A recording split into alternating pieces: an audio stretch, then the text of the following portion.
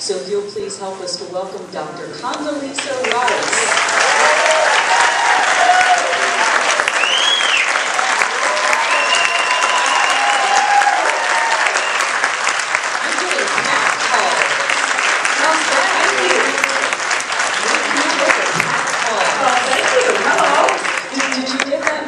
Traveled globally with people whistling to you? In many different languages. Oh, they did? As you were traveling for so many years there, surely you had some incredibly interesting people that you met. Can you tell us about a few of those? Well, I met many interesting people, ordinary people who were really fun to meet, mostly kids. I loved it when a little boy came up to me after the Chengdu earthquake in China, and he said, "You're that lady from America, aren't you?" He was about 12 years old. And here we are out in the back part of China, and I thought how wonderful that he did that. A wonderful little girl whose grandfather was a very conservative Muslim cleric, and so he couldn't even shake my hand because he couldn't touch a woman who was not in his family. But then he said, "I want you to meet my granddaughter." And this little 13-year-old covered girl came out. And she said, "Oh, I've seen you on television. I want to be foreign minister too." And he just beamed, and I thought that's great because he wants to see this for his granddaughter. So I saw some wonderful kids. And of course, I met Muammar Gaddafi, the leader of Libya.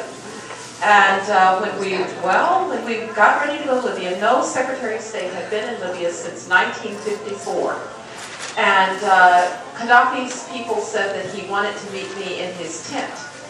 We decided that didn't sound very good, so we met instead at his house. It was a very good meeting. In his sleeping bag, perhaps? Well, we didn't go there. We just met in the house.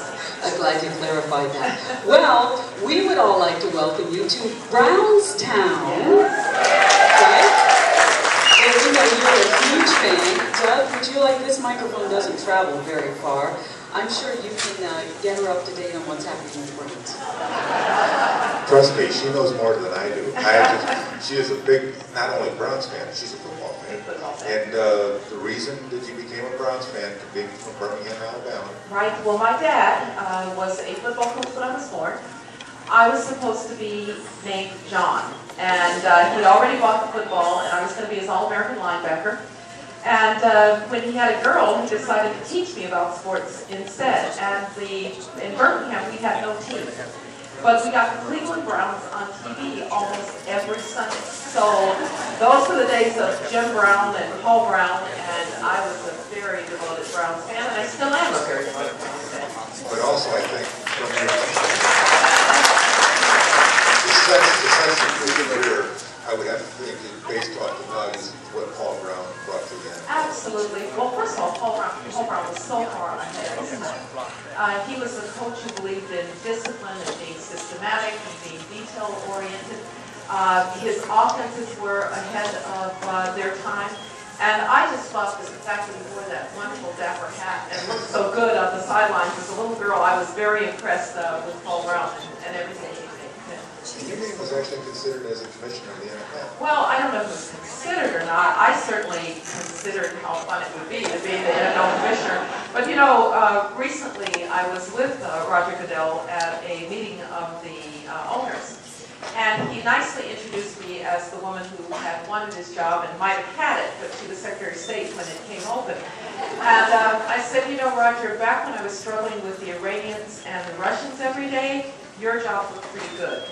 But now, from Northern California, it doesn't look so good anymore. One final question. Iranians or Russians? What about James Harrison? Yeah, well, I was traveling, so I actually didn't see the hit. But I do think that some serious questions have been raised this week about player safety. I, as much as anybody, I love the contact in the game. But it ought to be done in a way that player safety is at the center, and I'm glad that Commissioner Willig has spoken out on it. I suspect that this is going to take some time for people to rethink how they're going to play this game, but you just can't have a situation where people are constantly in life-threatening situations. And as parents, we like the sound of that. This book, of course, is